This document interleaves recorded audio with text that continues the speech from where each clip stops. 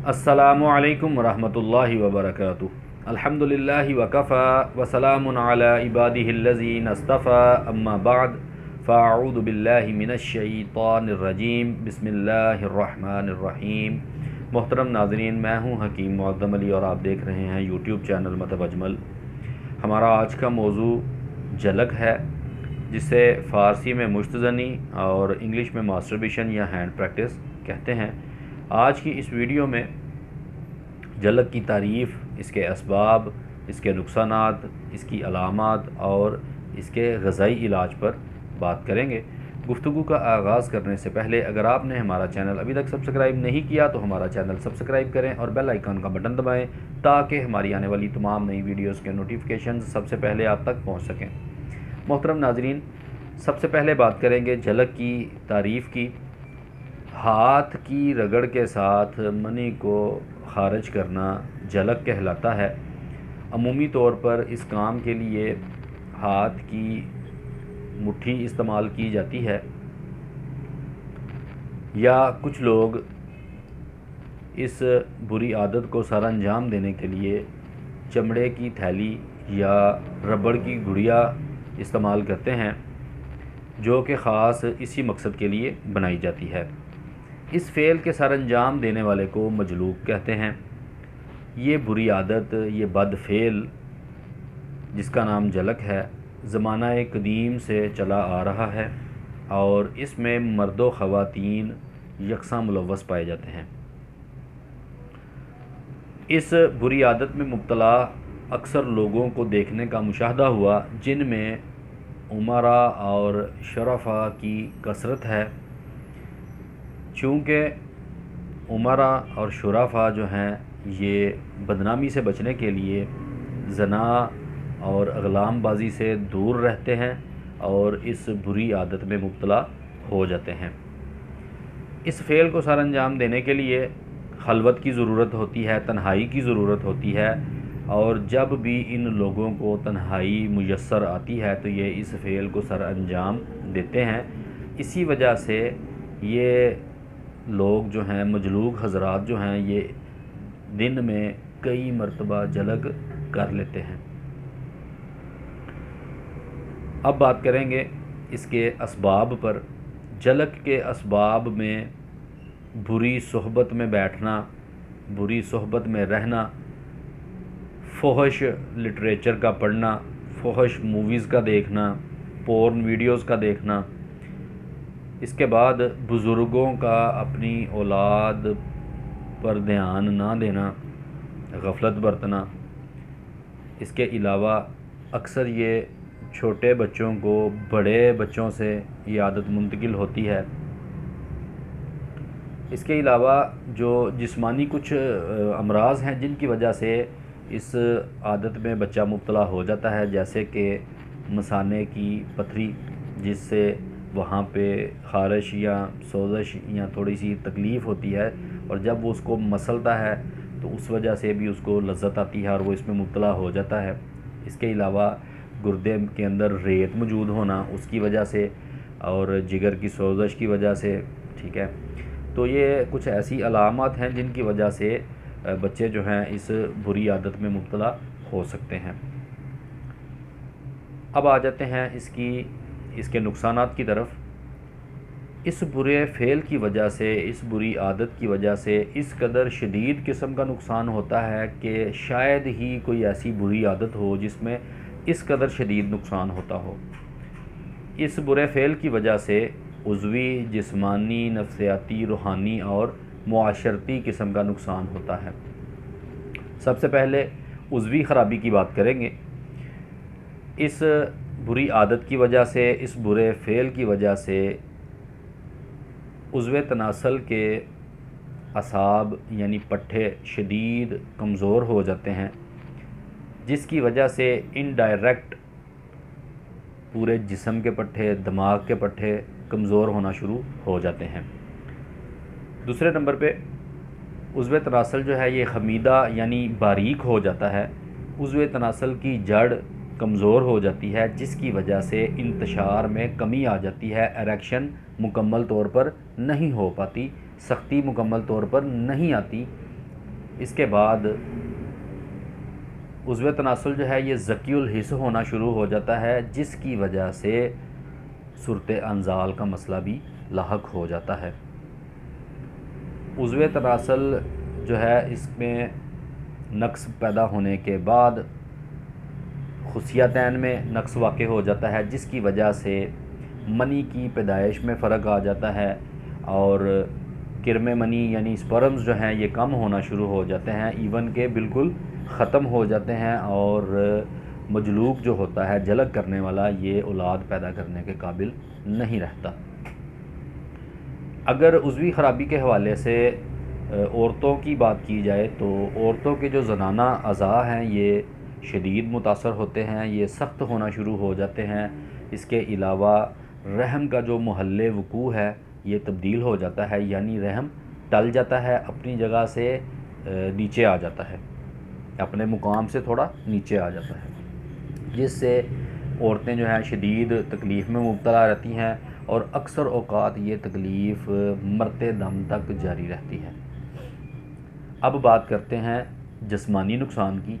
जिस्मानी नुकसान में जिस्म दुबला पतला हो जाता है, अज़ाए रईसा दिल दिमाग जिगर कमज़ोर हो जाते हैं, हाफ़ज़ा कमज़ोर हो जाता है, नज़र कमज़ोर हो जाती है, गुर्दों में सोजिश पैदा हो जाती है, गुर्दे कमज़ोर हो जाते हैं। ठीक है, तो इस तरह के मसले मसाइल आ जाते हैं।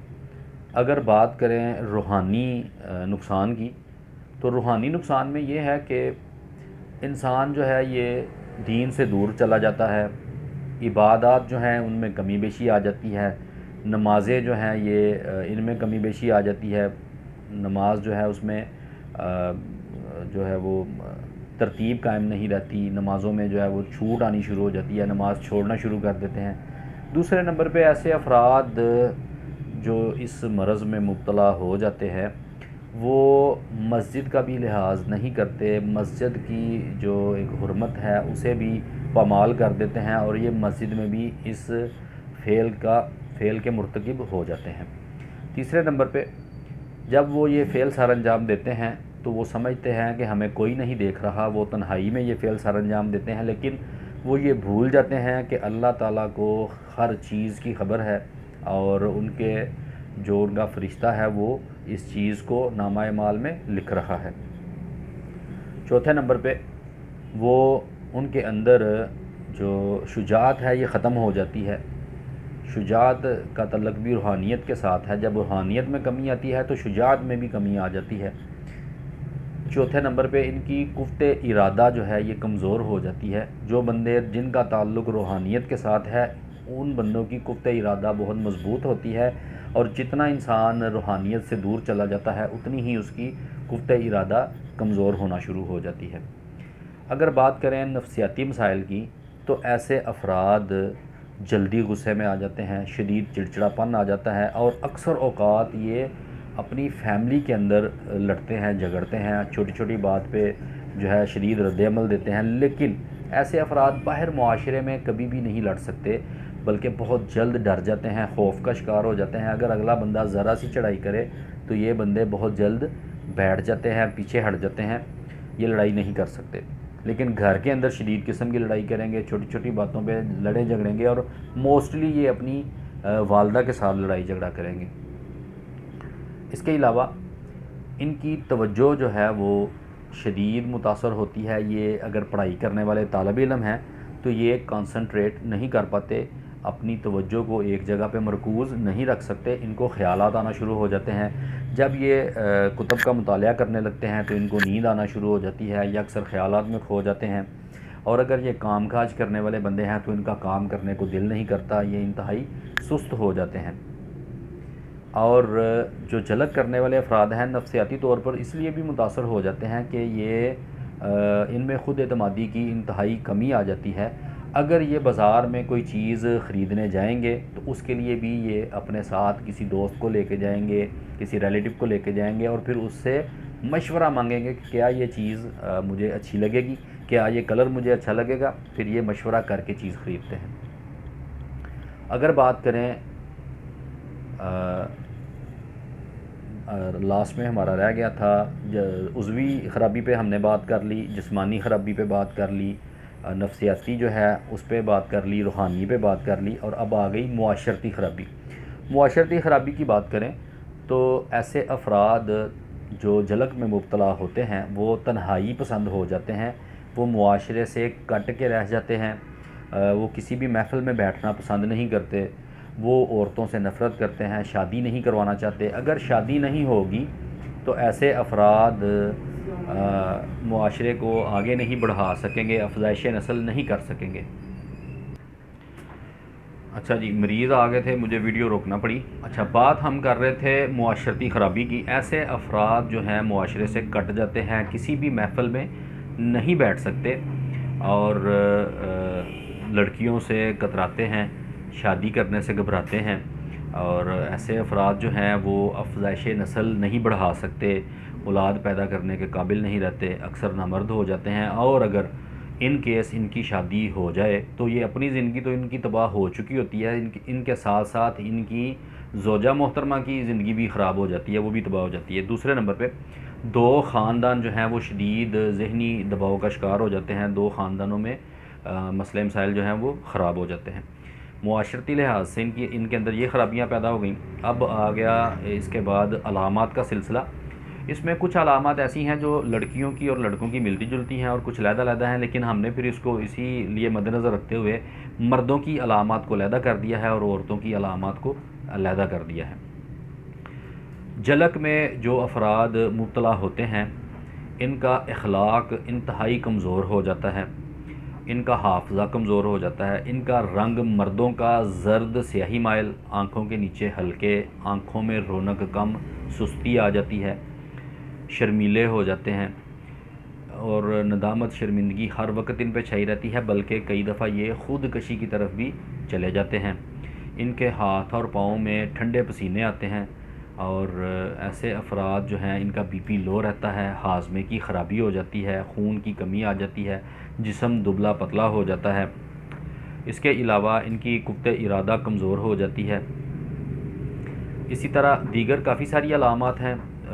मैंने चूँकि इन सारे मज़मून को लिख के रखा ताकि मेरे लिए भी आसानी पैदा हो, मज़मून आज काफ़ी लंबा था।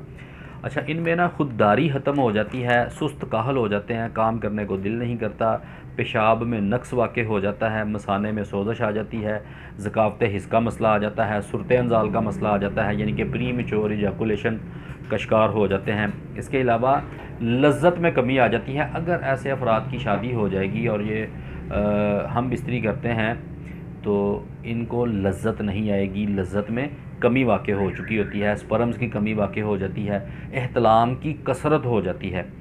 तो ये थी इनकी अलामात जो इनमें पाई जाती हैं। ये शदीद खौफ का शिकार रहते हैं। अब आ जाते हैं औरतों की अलामात की तरफ। औरतों का देखने में जो चेहरे का रंग है ये पीला हो जाता है, और आँखों के गिर्द हल्के आ जाते हैं, आँखें बेरौनक, होंठों और रुखसारों की सुर्खी जो है ये बिल्कुल ख़त्म हो जाती है, चेहरे की खुशगवारी ज़ाइल हो जाती है, जुर्रत और बेबाकी ख़त्म हो जाती है, और ये इंतहाई शर्मीली हो जाती हैं।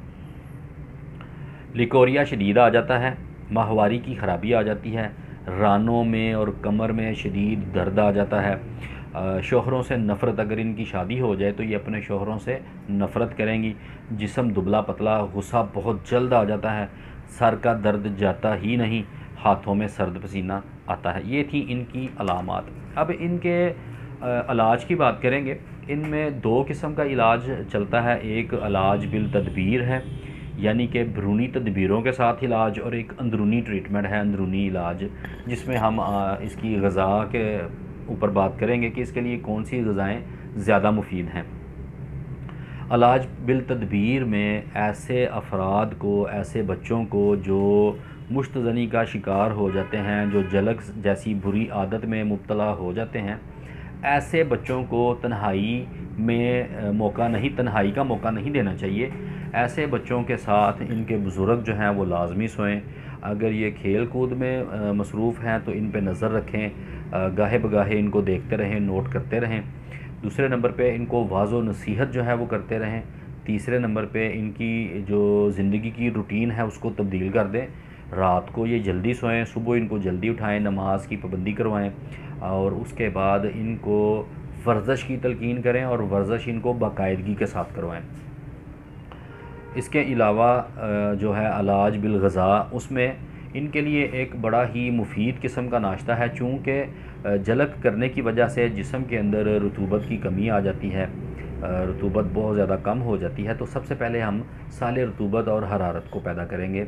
हरारत की कमी को पूरा करेंगे, साले रतूबत की जो कमी है उसको पूरा करेंगे। उसके लिए जो एक बेहतरीन किस्म का हलवा है जो ये सुबह रोज़ाना खाएँगे, उसमें गाजर का मुरब्बा है 1 किलो, खोया खालस खोया आधा किलो, और सब्ज़ इलायची के जो दाने हैं वो 1 तोला, और देसी घी हस्बे ज़रूरत।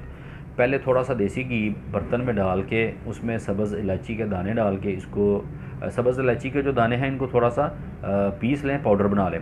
सब्ज़ इलायची को डाल के देसी घी में हल्की आंच पे चूल्हे पे चढ़ाएंगे। जब ये इलायची सुर्ख होना शुरू हो जाए तो इसमें आप गाजर का मुरब्बा उसको कूट के खोया मिक्स करके वो शामिल करेंगे।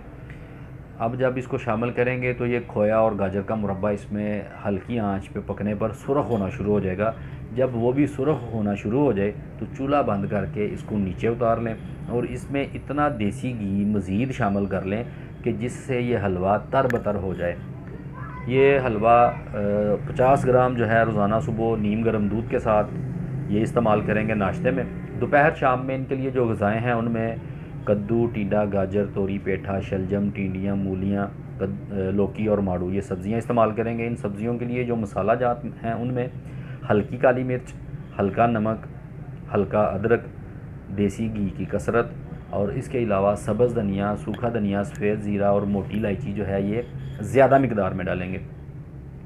फलों में इनके लिए बेहतरीन फल तरबूज़, तरबूज़ के साथ 3 अदद खजूरें, 1 खजूर तरबूज़ से पहले, 1 खजूर तरबूज़ के सेंटर में और 1 खजूर तरबूज़ के आखिर में। कच्ची गरी इनके लिए बहुत मुफीद है। इसके अलावा अनार बेदाना जिसके अंदर बीज नहीं होता, सफ़ेद कलर का अनार है, मीठा होता है, ये इंतहाई मुफीद है इनके लिए। गरमा इंतहाई मुफीद है। आलू बुखारा बहुत ज़्यादा मुफीद है। इसके अलावा इनके लिए खानों में बकरे के पाए या खरगोश का गोश्त जो है ये इंतहाई मुफीद है, लेकिन ये शोरबे वाला हो और इसमें मसाला जात वही डालने हैं जो पहले बताए जा चुके हैं। इसके साथ अगर ये रोटी खाना चाहें तो जौ के आटे की रोटी जो है वो बनाकर इस्तेमाल करें।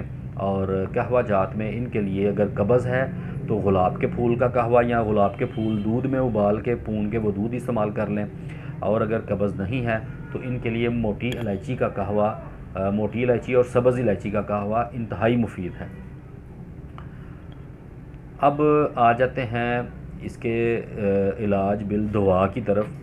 ये एक ऐसा मर्ज़ है, इसमें जो लोग मुब्तला हो जाते हैं इनकी ज़िंदगी अजीरन हो जाती है। तो इसके लिए मैं ये कहूँगा कि फ़ेसबुक या यूट्यूब के हकीमों से बचें और प्रॉपर किसी हकीम को अपना चेकअप करवाएं और उससे मशवरा करके फिर कोई अच्छी सी दवाई का इस्तेमाल करें ताकि बाकायदा तौर पर इसका इलाज हो सके। और इसका इलाज हमेशा शादी से पहले करवाना चाहिए ताकि शादी के बाद किसी भी बदमज़गी से और किसी परेशानी से बचा जा सके, क्योंकि हमारे पास रोज़ाना की बुनियाद पर ये केसेस आते रहते हैं। और अक्सर औक़ात जो है फिर जो शादी के बाद वाले आते हैं उनमें मैंने अक्सर औक़ात तलाक़ का सिलसिला देखा है। ठीक है, बहुत कम ऐसे अफराद हमारे पास आए हैं शादी के बाद के जो जिनकी बीवियों ने उनके साथ ताउन किया और फिर वो अल्लाह के फ़ज़ल से मुकम्मल ठीक हो गए और अभी उनके माशाल्लाह बच्चे भी हैं और वो बेहतरीन ज़िंदगी गुजार रहे हैं। तो मेरा ये मशवरा है कि जो है अताई हकीम जो हैं उनसे बचें। जब भी हम किसी चीज़ की ख़राबी हमारे घर में किसी मशीनरी की मतलब फ्रिज की ख़राबी होती है तो हम उसके लिए एक अच्छा सा मकैनिक देखते हैं। अगर मोटरसाइकिल की ख़राबी या कार की ख़राबी आती है तो उसके लिए एक अच्छा सा मकैनिक ढूंढते हैं। लेकिन जब हमारे जिस्म में ख़राबी आ जाती है तो हम गली महल्ले के लड़कों से जनाब और इर्द गिर्द इस तरह मशवरा करते हैं और फिर उनके मशवरों पे चलते हैं जिससे मज़ीद तबाही हो जाती है। तो इसके लिए आपने किसी अच्छे मुआलिज से रब्ता करना है और उसके लिए कोई अच्छी सी दवा तजवीज़ करवानी है जिससे फ़ौरी तौर पर फ़ायदा हो जाएगा इंशाल्लाह और ये नॉर्मल ज़िंदगी की तरफ दोबारा लौट आते हैं। अगर आप अपनी तशख़ीस करवाना चाहते हैं या अपने लिए कोई ग़ज़ाई इलाज तजवीज़ करवाना चाहते हैं तो हमारे व्हाट्सएप नंबर पर रब्ता करें। व्हाट्सएप नंबर है 0323860350। और एक अहम बात यह है कि ये वीडियोज़ इंसानियत के भले के लिए बनाई जाती हैं हालांकि हमारे पास क्लिनिक पे अल्हम्दुलिल्लाह काफ़ी रश भी होता है, काफ़ी सारे मरीज़ हैं, हर किस्म के केसेस चल रहे होते हैं, तो पैसों की कमी नहीं है। अल्लाह का बड़ा फ़ज़ल है, बड़ा ही मालिक का करम है। लेकिन ये इंसानियत की भलाई के लिए वीडियो है, आप इसको ख़ुद भी देखा करें और आगे भी शेयर किया करें, ताकि ज़्यादा से ज़्यादा लोग इससे इस्तिफ़ादा हासिल कर सकें। तो इसमें जब आप इस वीडियो को शेयर कर देते हैं तो आप भी उस भलाई में शरीक हो जाते हैं और फिर आपके खाते में भी नेकी लिख दी जाती है। अगर आपकी वजह से कोई बंदा ठीक होगा या उसकी ज़िंदगी बच जाएगी और वो दोबारा नॉर्मल ज़िंदगी की तरफ लौट आएगा, तो इसमें आप भी सवाब के मुस्तहिक हो जाएंगे। अस्सलामु अलैकुम वरहमतुल्लाहि वबरकातुहू।